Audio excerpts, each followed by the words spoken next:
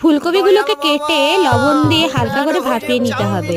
এরপর একটি পাত্রে আদা রসুন বাটা, কর্নফ্লাওয়ার, লবণ, সয়া সস ও লঙ্কার গুঁড়ো অল্প পরিমাণ দিয়ে জল দিয়ে ভালো করে মাখিয়ে নিতে হবে। এরপর একটি পাত্রে টমেটো, চিলি ও সয়া সস ভালো করে মিক্সড করে নিতে হবে। এরপর ভাপানো ফুলকপিগুলোকে কর্নফ্লাওয়ার গোলানো ব্যাটারে ডুবিয়ে এরপর সাদা তেল গরম করে ভেজে নিতে হবে এক এক করে।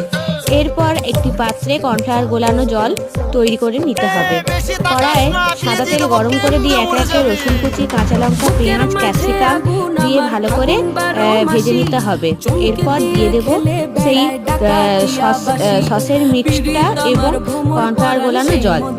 এরপর ভালো করে ফুটে আসলে দিয়ে দেব ভেজে রাখা ফুলকপিগুলো।